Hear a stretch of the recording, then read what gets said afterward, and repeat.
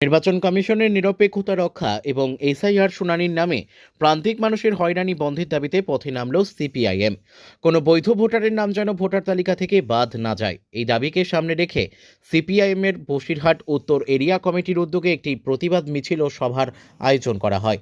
এদিন বসিরহাট ২ নম্বর ব্লকের খোলাপাতা এলাকা থেকে মিছিল শুরু হয়ে টাকি রোড অতিক্রম করে ২ নম্বর ব্লক সমষ্টি উন্নয়ন আধিকারিকের দপ্তরের সামনে গিয়ে শেষ হয়।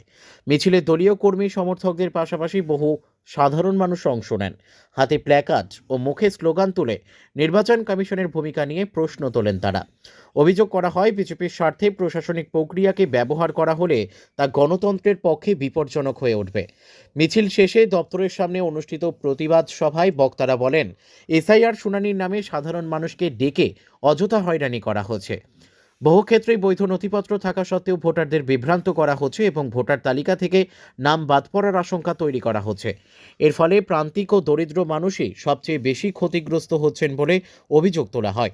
বক্তারা আরও দাবি করেন, নির্বাচন কমিশনকে সম্পূর্ণ নিরপেক্ষ থেকে কাজ করতে হবে এবং কোনো রাজনৈতিক দলের স্বার্থে প্রশাসনিক প্রক্রিয়ার অপব্যবহার করা চলবে না। ভোটাধিকার রক্ষার প্রশ্নে সিপিআইএম আপোষহীন অবস্থান নেবে বলেও জানানো হয়। সভা শেষে বসিরহাট উত্তরের সহকারী রিটার্নিং অফিসার এর কাছে একটি ডেপুটেশন জমা দেওয়া হয়। ডেপুটেশনে এসআইআর প্রক্রিয়ার নামে হয়রানি বন্ধ, সমস্ত বৈধ ভোটারের নাম ভোটার তালিকায় বহাল রাখা এবং স্বচ্ছ ও গণতান্ত্রিক পদ্ধতিতে ভোটার তালিকা সংশোধনের দাবি জানানো হয়। পাশাপাশি দাবি মানা না হলে আগামী দিনে আরও বৃহত্তর আন্দোলনের হুঁশিয়ারিও দেওয়া হয়।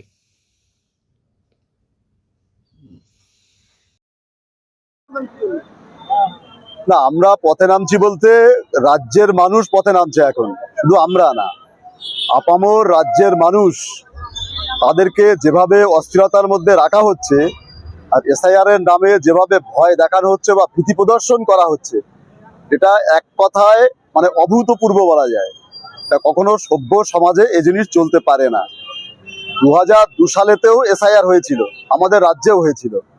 সেই এসআইআর এর কথা কেউ জানতেও পারেনি বা কেউ বুঝতেও পারেনি। সেখানে কোনো ভয় ভীতি ইত্যাদি কারো মনের মধ্যে কোনো সংশয় ছিলই না।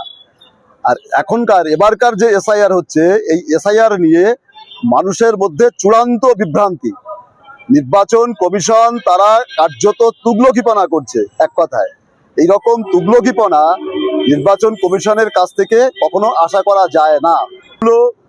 দেখালে হবে বলছে, এখন হঠাৎ করে নির্বাচন কমিশনের মনে হলো যে মাধ্যমিক অ্যাডমিট চলবে না।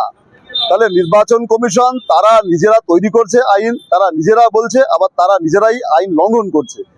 বিভিন্ন জায়গাতে এখন মানুষ রাস্তায় নামছে, রাস্তা অবরোধ হচ্ছে, বিডিও অফিস ভাঙচুর হচ্ছে, দেখছেন। কারণ সবকিছুর তো একটা চূড়ান্ত পরিণতি থাকে, হবে।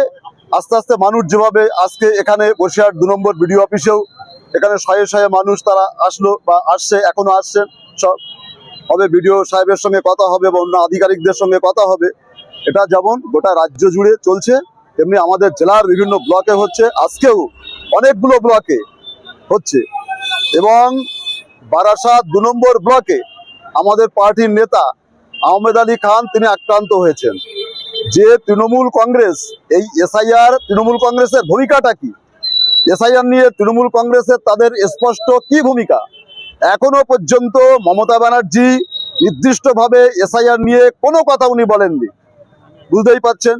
ফলে এই বিজেপির সঙ্গে চূড়ান্ত গাঁটছড়া মমতা ব্যানার্জির আছে। কারণ উনিই প্রথম বলেছিলেন এনআরসি পশ্চিমবাংলাতে করতে হবে।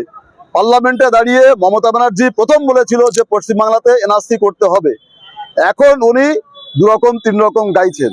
ফলে বুঝতেই পাচ্ছেন যে তৃণমূল বিজেপির যে গাঁটছড়া, তার বিরুদ্ধেই মানুষ পথে নামছে। রাস্তা অবরোধ হবে, এছাড়া বিকল্প কোনো রাস্তা নেই।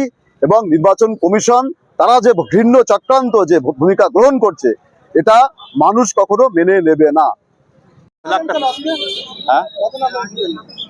পথে নামলাম এই কারণে যে আমাদের দেশের নির্বাচন কমিশন যে তুগলকি কাণ্ড করে চলেছে দিনের পর দিন, এসআইআর এর নাম করে সাধারণ মানুষকে যেভাবে হয়রানির মধ্যে ফেলছে, এবং এই আতঙ্কে একের পর এক মানুষের মৃত্যু, এর প্রতিবাদে সিপিআইএম বসিরহাট উত্তর এরিয়া কমিটির ডাকে গোটা জেলা জুড়ে আজকে এই ব্লকগুলোতে ডেপুটেশন হচ্ছে।